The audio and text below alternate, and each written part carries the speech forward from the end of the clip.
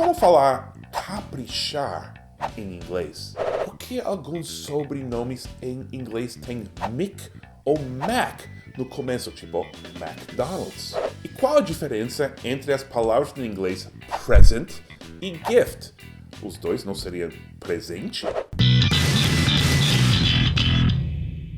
Vamos responder as suas dúvidas hoje no Amigo Gringo Responde na sexta-feira. Vocês que conhecem o canal sabem se estou sentado aqui na minha casa. É dia de inglês no Amigo Gringo Responde e vamos responder 4 das suas dúvidas que vocês mandaram nos comentários, pelo Twitter, pelo Facebook, etc, etc, etc. Está nos seguindo em todas as mídias sociais? Porque estamos postando algo todos os dias. Que Amigo Gringo Responde na sexta-feira é apresentado pelo Cambly. Vocês sabem que Cambly é uma plataforma que te conecta com professores de inglês. São sempre falantes nativos, ou seja, são americanos, irlandeses, australianos, sei lá, mas moram no mundo inteiro. Então vocês têm a oportunidade de conversar com alguém que mora em outra cidade, em outro país, ou às vezes no Brasil mesmo. E é o caso de hoje. Vamos conversar com Liesl.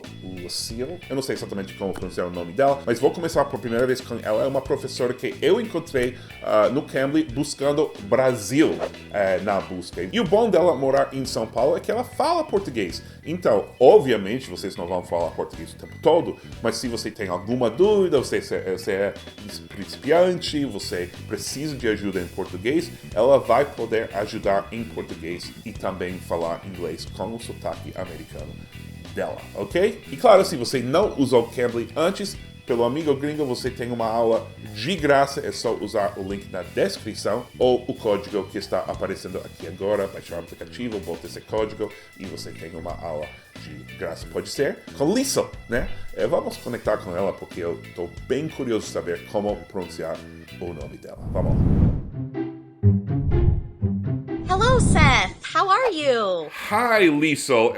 It's great to see you. Am I pronouncing Thank your you. name correctly? Liesl. Yes, you are. Very good. Exactly. You live in Sao Paulo? Yes, I do. Yeah. And what Is are this- you doing there? Well, I'm married, so my husband's Brazilian. Oh, okay. I came here to do some volunteer work as a missionary. Oh, wow. And then when I came, I took a 2-week Portuguese class, and my husband was one of my teachers. So that's how we met. But nothing happened because then I went to Mato Grosso, and then I lived there for 6 months. So Oh my that's God. how I began to learn my Portuguese and got familiar with the culture. Obviously, my 6 months ended, returned to the United States to continue studying and my life in the States.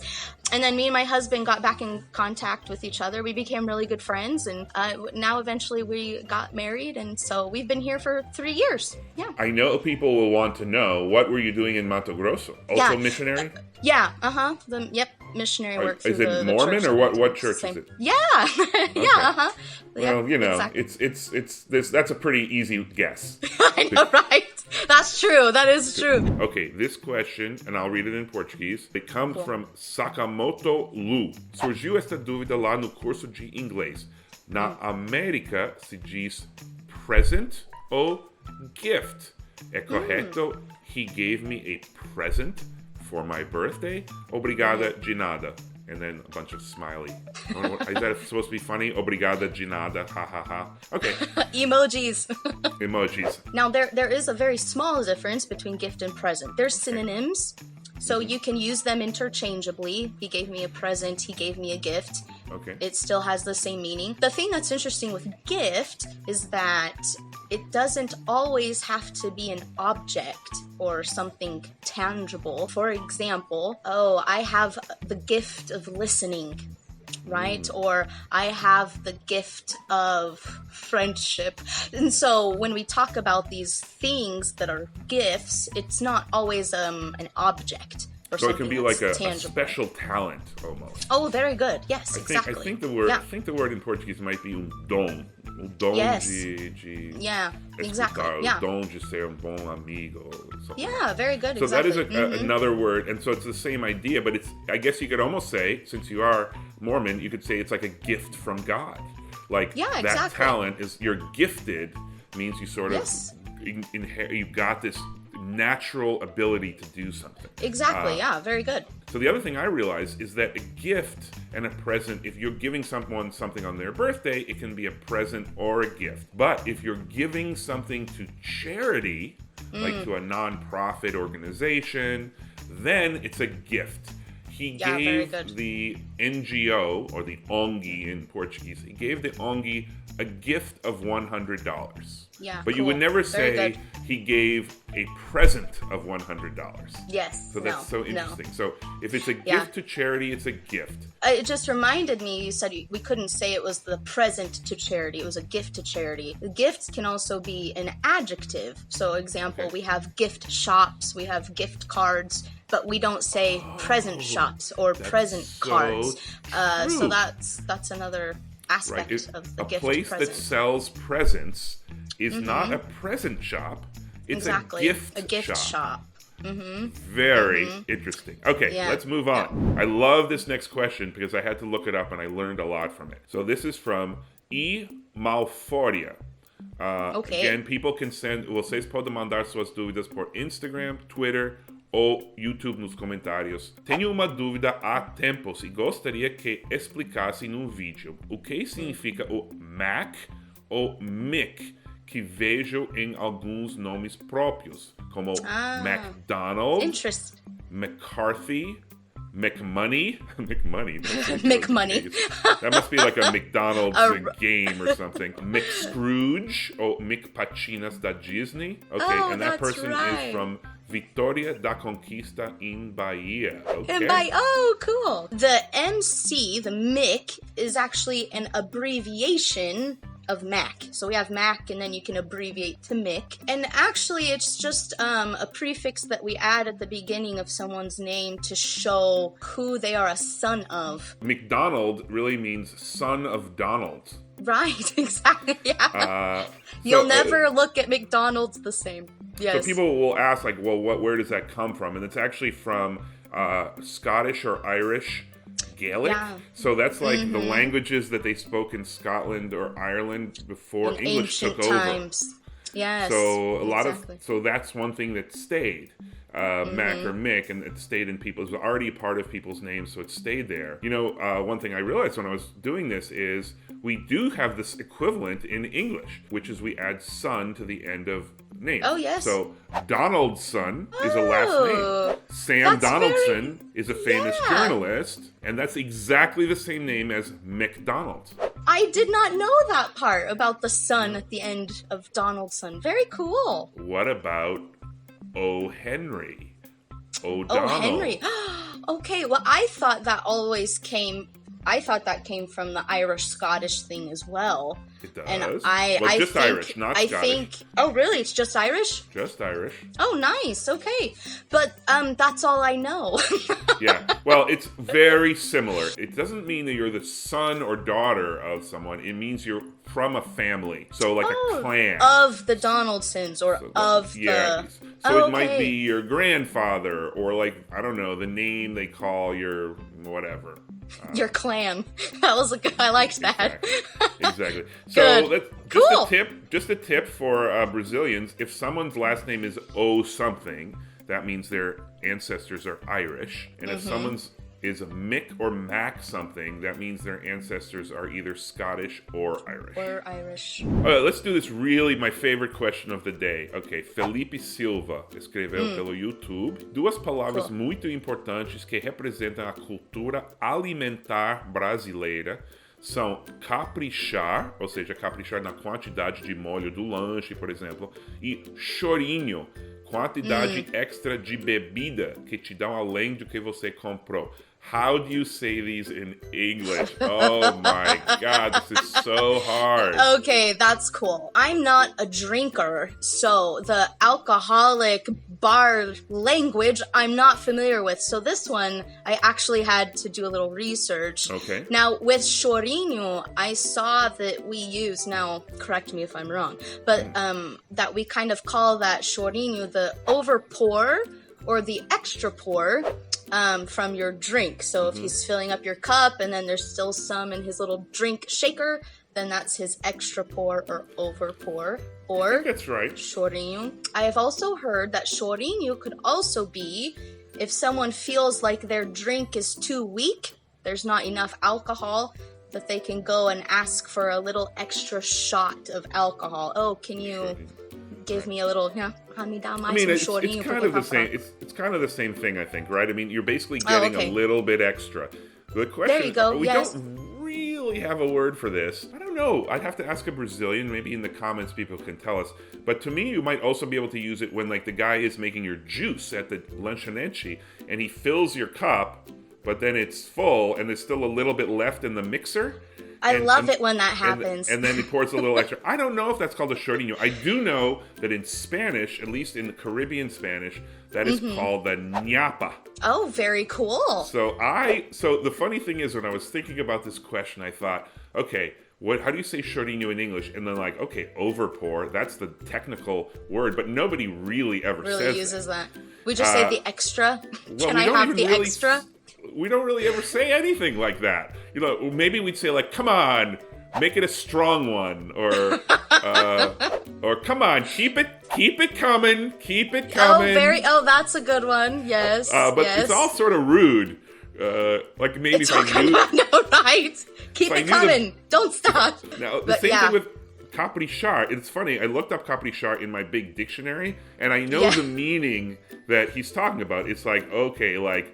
Capricha na batata frita, like give me a lot of French fries, but that's not actually the official meaning in Portuguese. It's a slang meaning. So how would you do that? I don't think this. What would you say? Yes, I think I would just say go extra, or I would like extra.